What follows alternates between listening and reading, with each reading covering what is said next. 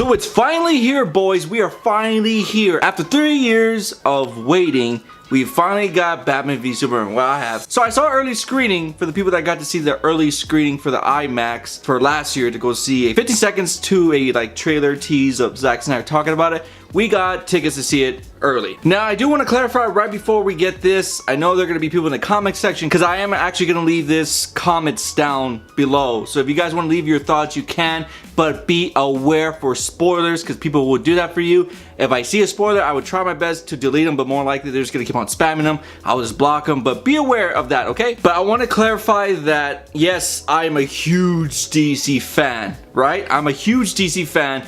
Did I give this movie a 10 out of 10? Yes and no. You're gonna figure out what I do near the end to explain why people hated the movie and why people might not like the movie and why people love the movie. I give 3 perspectives because I see what people are seeing. But to answer your question, is this a bad movie? No, it's not. Bad superhero movies are like The Hulk, X-Men Origins, Iron Man 2, Green Lantern. These are movies that were just bad. And of course, Fantastic Four. Got it. Bad. Even some people that are hating on this movie will compare it that this is close to Fantastic Four. No, it's not. Those comic book movies are really bad. This movie is nothing close to it. So no spoilers here, of course. There's not going to be any spoilers what I'm going to be mentioning, teases or anything. But I do want to tell you what the story's about. Because the trailer doesn't really give you an idea. And I'm not going to spoil it. It doesn't really give anything away, I promise you. What I say is nothing to the story. So the people that are starting in this movie is Ben Affleck as Batman, Henry Cavill returning as Superman, Amy Adams as playing Lois Lane, Jeremy Irons playing Alfred, and of course there's a whole bigger list of other characters in this movie. Basically tells you a story from 2 different perspectives, from what Batman's going through to Superman going through. These 2 heroes are going through a very tough time of what they're going through in their lives. With Batman dealing with the fact that his parents are dead, also knowing that he couldn't do anything on the Metropolis destruction, to Superman, to the world, everybody thinks he's a villain. And this is the big shocker to you guys. I liked Superman more than Batman in this movie. A lot of people were like, what? Just because of what they did with Superman. See, everybody hated the fact with Man of Steel that, you know, Superman didn't have hope. He didn't bring that in Man of Steel. And he didn't have that much dialogue. This movie makes you feel for Superman. There are moments where you're like, damn, give this guy a break. Maybe feel that Superman was human enough to understand what he was going through. Sure, he has superhero powers and all that kind of stuff, but in another way, he's just like us. His boss doesn't believe the whole Batman story. The world depends on him. In a way, I feel like sometimes your family members depend on you, and the world criticizes you for anything you do. See, we live in a world where people affect negativity more than positivity, because being negative is easier than being positive. Let me just give you an example before we continue to the story. Just like this video, like my review. Say I said something wrong, or if I said Gal Gadot, like name wrong. There are gonna be 1,000 people commenting saying, you said this name wrong. But did they actually acknowledge my review? Did they say anything positive towards it? No. That's how Superman feels when he does such nice things and he gives so much to the world and nobody cares. When he makes a mistake, that's not really even his. The whole Man of Steel destruction, everybody starts pointing fingers because he's the only one that was there. That's only because Zod is dead and there's no other Kryptonians because the other Kryptonians went into the Phantom Zone. But I do like Batman. This Batman is so different from the comics. People are gonna either hate it or love it. There's no between, because this Batman is the most brutal Batman I ever seen. Not since the Thomas Wayne Batman from Flashpoint. This Batman's brutal as hell. There are going to be things that people disagree with Batman does in this movie, but I give Zack Snyder props for doing something different with Batman, because we have never seen this kind of Batman ever. There are 3 acts in this movie. That's what everybody likes to say. The beginning, the introduction is so beautiful. You're like, is this a different movie? Because I thought, like, this doesn't look like a superhero movie to me. The second act is where Lex Luthor really shines, man. Jesse Eisenberg as Lex Luthor. And you guys know, I'm one of the people that did not like that casting. I was like, I guess, yeah. But Jesse Eisenberg steals it as Lex Luthor, and I hope to see more of him because he brings like this, I don't know what I'm doing with my arm, but like you know, one of those creatures like, yes. But you get what I'm saying, right? Like those creatures that just are slimy and you're just like, get away from me. But he's so smart too at the same time. So he's like a slickery smart worm, if I could say that. The beginning introduction of Batman and Superman. Middle, Jesse Eisenberg with Wonder Woman in it. So amazing. All I can say, guys, you gotta see it in IMAX. Like, I don't care if you see the first time in regular edition, like a regular movie theater, you need to see this movie in IMAX because it was beautiful. Also, this movie is dark, so if you're not into that kind of style, you might not like this movie, but that really shouldn't give you the reason why not to watch it. It's a great story that was written by Chris Terrio, who's an Oscar winner who did the Argo movie. This movie will play with your emotions, guys. It will make you smile, laugh, cheer, and cry. This movie does have some jokes where you feel like it's not too crammed in like other movies. And to be quite honest, guys, I feel sorry for the next guy that takes on the role of Batman because, in my opinion, Ben is the Dark Knight. Henry Cavill's Superman in this movie was perfect.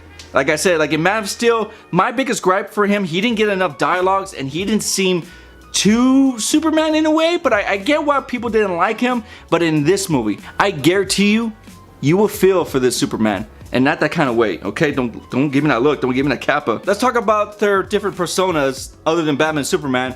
Let's talk about Henry Cavill's Clark Kent. Phenomenal. In the first one, we really didn't get to see as much of him being that Clark Kent geeky type. Like the other adaptations, like in the past, you know, Christopher Reeves, Tom Welling, they have always showed you like a Clark Kent where he's like a bumbly fool. This one, he is not at all like that, which I was a little bit concerned watching the movie. I'm like, okay, so they are going with a different route. This is not like the goofy type Clark. This one is more quiet, keeps to himself. He's more nervous in a way. But I do like that because it's really unrealistic for them to do that. And it's been done in the past so many times. And that's why I give this movie more points to it, because Zack is doing something different. Something we've never seen from our heroes. You know, some actors always say that, oh, you know, playing Batman's easy, but you gotta really pull out the Bruce Wayne. It's really easy for somebody to pull out Bruce Wayne because you just gotta act like you're cocky, like you have all the money in the world. You just gotta act like an asshole in a way, which can't be that hard. It's the Batman part that always scares me because you can always have a great Bruce Wayne, such as, you know, George Clooney. I actually like George Clooney Bruce Wayne. I thought he did a good job, but as Batman, I did not see that in any way. But that's just my opinion towards that character. That's a whole different topic.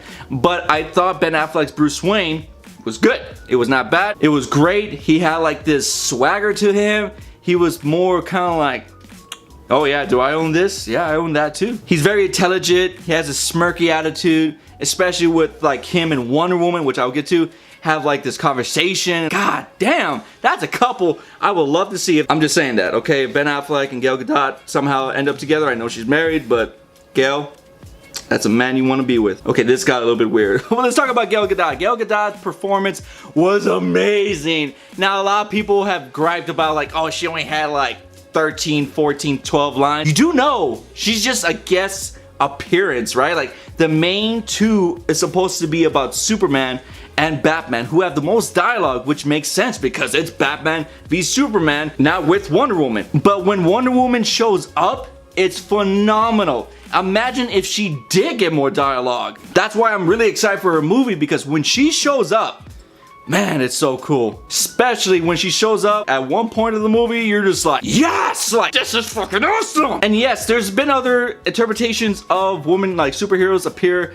in like, you know, superhero movies such as like, you know, Black Widow and other one. Nobody, and I mean no woman has ever got such an applause like Wonder Woman. No other woman characters has ever done it. In my opinion, what I've seen, and I've been to almost all the Marvel movies and all the DC movies, nobody has screamed for a woman character like Wonder Woman. Gal Gadot's Wonder Woman is really gonna change up the game when her movie comes out, which is her movie that comes out next year, and then after Wonder Woman is Justice League. The other supporting roles did great. Jeremy Irons' Alfred was phenomenal. I really did like Amy Adams as Lois Lane, because in this movie she actually has a purpose. Like in the first one, it really didn't make sense. She was chasing a ghost, which was like, you know, Superman. She was trying to connect the dots. I really didn't like that. It just didn't make sense. I was just like, okay, that had to take at least 6 months. But in this one, as her love interest as Superman, she really knocked it out of the park. You know, there are times where I'm, oh man, go back to the other epic moments. But when her moments pop up,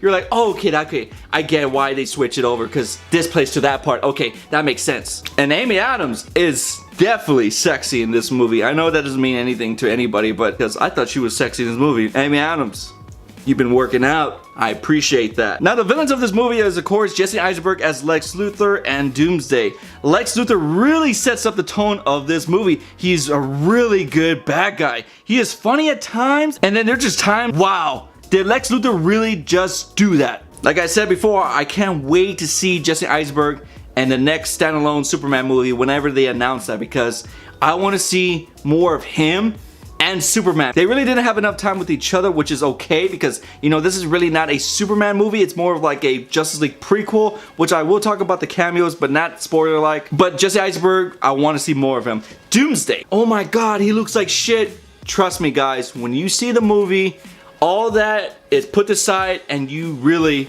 just witness the Doomsday, you're just like, oh my god, people cheered for Doomsday. Yes, I'm not lying to you. You can ask Juicebox or Joe, the people I went with. People cheered for Doomsday. The one that everybody hated in the trailer. He got cheered. Now, the biggest question you guys are gonna ask me, did they show a lot from the trailers to the movies? No, that's not even the case. That's like 3% of what they showed. Zack Snyder really meant that. You really see more in the movie, that the best parts are in the movie. Like, you're like, holy shit. No wonder they didn't show this in the trailer, because this is phenomenal what's going on. Now the cameos that make their appearance, I'm not gonna say who. Let's just say every time a cameo happened, people flipped out. I'll give you guys a little hint, which is not a spoiler. Just really focus on the nightmare scene. Do not go to the restroom at all. Do not. When the nightmare Batman scene happens, do not leave at all. I don't even care if you have to piss in a cup. Do not leave in that scene. That's all I'm saying. Just do not leave around that scene. Shit turns from 70 to 1,000 like with just one switch. So beautiful, man. So beautiful. The final thing I have to say is the third act is really what made me sold on this movie. It really sets up the DC Extended Universe, and I really want to talk about more, which I will be doing a spoiler review, which will come out Friday night. So that right after you guys get off the movies, it's gonna be there for you to talk about it, because I know you guys want to talk. There's no point of me putting it out right now, because I know some of you guys are like, I want to see what he says, but I don't want to get spoiled. And I know you guys.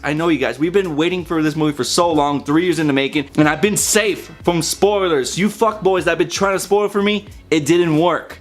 Next time, you better prepare yourself, because I'm always ready. It's by far the best like superhero movie part ever. I just can't explain without spoiling it. It's so great, and it's fully shot at IMAX, so that's why I say you gotta see it in IMAX, because they make it bigger. Oh my god, so much Easter eggs, what's going on? And yes, there are a ton of Easter eggs in this movie, just like Man of Steel, but there were a lot of them that I need to go watch again. I'm actually gonna see this movie 5 times this week. I saw it yesterday, which is 1. I'm seeing it tomorrow night. I'm seeing it Saturday night with my mom, and then I'm seeing it again in IMAX 3D to give you my review off of that, and then I'm gonna watch it more times until I find all the Easter eggs. I know some people are gonna be like rushing to Easter eggs. I'm really gonna take my time and give you the honest like you know, Easter eggs. Not like, you know, oh, Superman had a different color. That's an Easter egg towards a comic. No, that's not an Easter egg. That's just how they changed it. I get why people didn't like it. They felt like the pacing was everywhere. Like they were like, oh, I'm confused. Not really. It's telling 2 stories. Like I don't get it. I've been in movies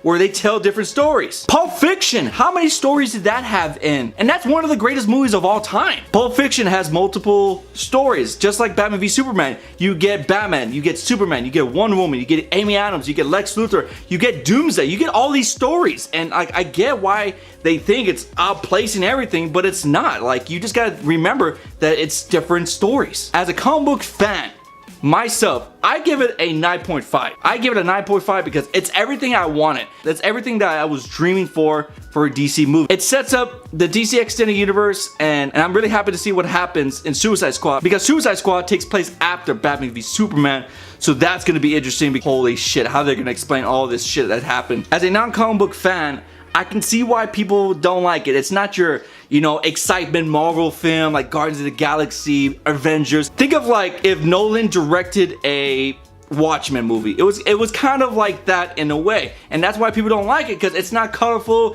It doesn't have comedy in it. The one thing that makes me laugh the most is people's like, oh, it's not popcorn family. Like, what the hell is a popcorn family friendly thing? I'm like, what the fuck is that? But I get why they're doing that, because it's something new to them. They don't understand it. A lot of stuff they're not gonna get. Like this one part, I can't talk about it. This one part, a lot of people are probably not gonna recognize who it was, and I flipped out when I saw it. But a lot of people that are new, they won't even get that part. I would think that people are gonna give it a 7 or 8. which is okay, it's fair. That's a fair rating, I'm fine with that. But this movie is made for fans, not for critics. Hollywood right now, they're trying to get rid of comic book movies by giving it a low rating. Like the other day, I saw that IGN gave Deadpool a 6 or a 7 out of 10. That movie is literally an 8, 9, 10-ish in that area. And IGN today gave Batman v Superman a 6.9 or 6.8. Okay, IGN. I just saw the rating. I haven't read it. I'm gonna read it right now. But what was the problem? Not enough water?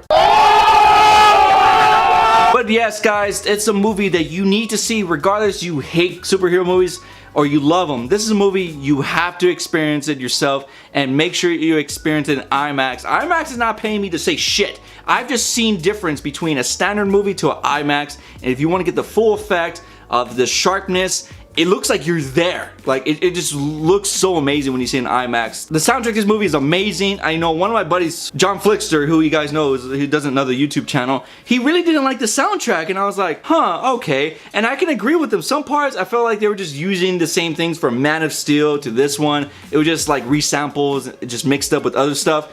But in the movie, it actually makes sense why the soundtrack sounds like that. So I give like Hans Zimmer and Junkie props because it fits perfectly for the movie. If you listen to it before the movie, you're gonna be confused because you're like, it doesn't really make sense. But when you watch the movie, it makes total sense. Anyways, guys, thank you again, everybody, for watching. Leave your thoughts below. Again, be aware of comments because I am gonna leave them open. But if I see any spoilers, I'm just gonna delete them. Save your spoilers for my spoiler review. That's gonna be coming out Friday after people see the movie. Man, it just feels weird. We've been waiting for this movie for 3 years, and I finally did my review.